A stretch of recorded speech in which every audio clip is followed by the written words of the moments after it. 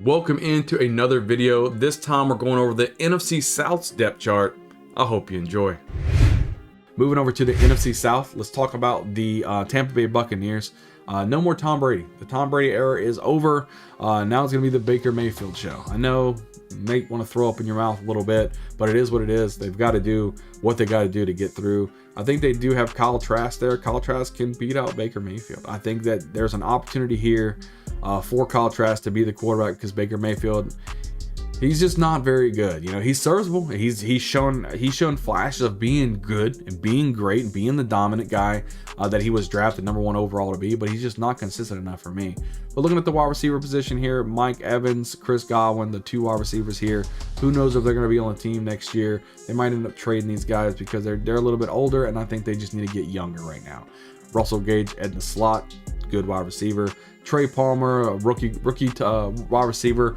I'm not too excited about him. Kalen Geiger, Devin Tompkins, just people that I'm not super excited about whatsoever. If I had to target somebody on this offense, probably Mike Evans and maybe Chris Godwin, and that's about it. The tight end, K. Dotton, he was the rookie last year. He ended up taking over now. He's the #1 wide receiver, or #1 tight end for this offense. And then we go, Tampa, they got Super Bowl, so nothing to complain about. Risk, yeah, they did get the Super Bowl for Tom Brady. So I mean, I agree with that. And then now he's just got to rebuild. The whole team's got to rebuild. It is what it is. At running back, Rachaad White, he now gets the opportunity with Leonard Fournette to be out of there to be the #1 running back for this team. Not a lot of people behind him to take over. They didn't draft a running back, which is good. Chase Edmonds, Keyshawn Vaughn behind him, but they do got a undrafted rookie free agent, Sean Tucker. They ended up grabbing him out of Syracuse, and I thought he would have been drafted. He was actually, I believe, like the 5th running back on my board, and not got drafted because of injury. So if he could stay healthy and do some things, I think he has an opportunity to be up there as a #2 running back, and maybe even possibly taking over Rachaad White's job if he can stay healthy and show the talent he showed when he played at Syracuse. So going over the next team in the NFC South here, we're going to go over the Carolina Panthers, who had the #1 pick in the NFL draft, and they took Bryce Young. So let's see what Bryce Young has to work with. At the wide receiver position, Terrace Marshall Jr., DJ Chark, Adam Thielen. They ended up drafting a little bit too high in my opinion, but Jonathan Mingo has the opportunity to be in the #1 wide receiver for this offense as long as he continues to develop and being a receiver.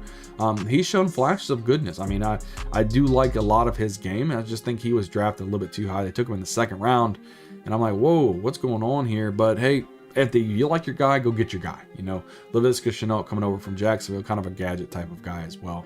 At the tight end position, they got Hayden Hurst. He came over from the Cincinnati Bengals. I think he's a good serviceable tight end for Bryce Young to have.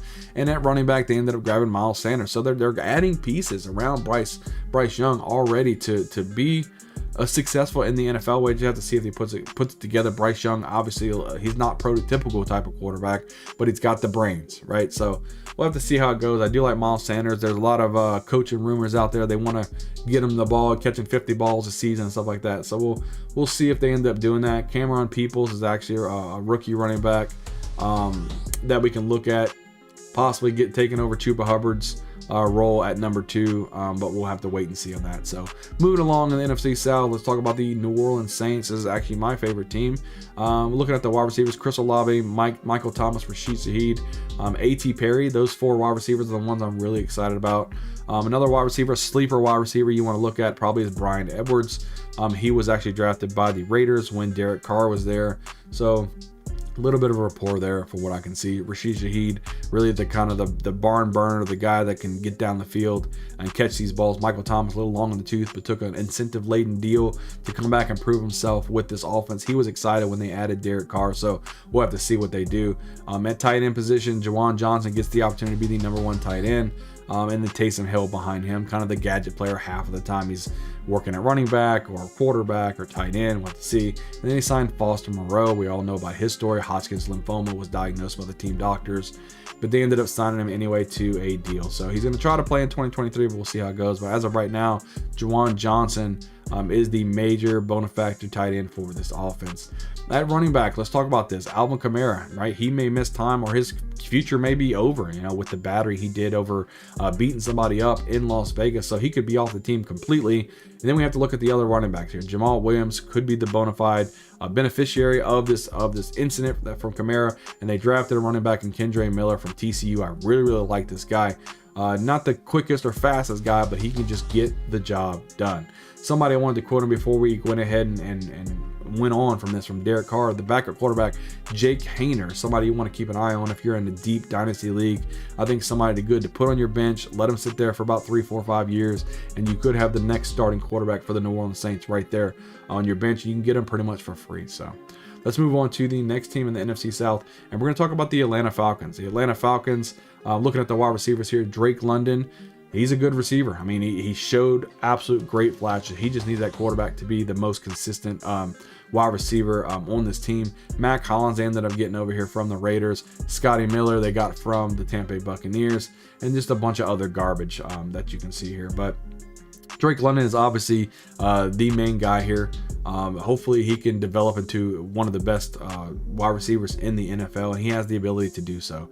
At the tight end position, Kyle Pitts. The big thing about Kyle Pitts is they just want him to be productive.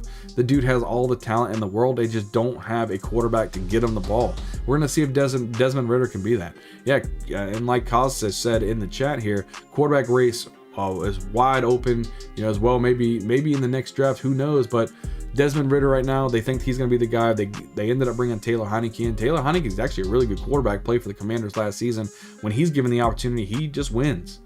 So if Desmond Ridder does struggle, I believe Taylor Heinicke will come in, and then they'll end up trying to draft somebody next season. But yeah, Kyle Pitts, he's disappointed. Let's see if he can get on this season with somebody else throwing the ball. Now they end up getting Jonnu Smith over from New England, more of a blocking type of tight end, if you ask me. But then they get the guy, the really good guy, Bijan Robinson. They're like, yo, let's go ahead and draft this guy, rock and roll, and see what happens. I think Bijan Robinson is probably the best running back to come out of college football in a very long time, probably since the LaDainian Tomlinson. So Tyler Algier, I feel bad for this guy. He comes in as a rookie, runs for 1,000 yards, even after not even playing for the first part of the season, comes in, still rushes for 1,000 yards. And how do they thank you? They grab one of the best running backs ever to come out of college football to replace your ass. So it is what it is, but Bijan Robinson is now on the team. They're coming from the second best rushing offense in the NFL. I think Bijan's set up for success, and I'm excited to see what they can do.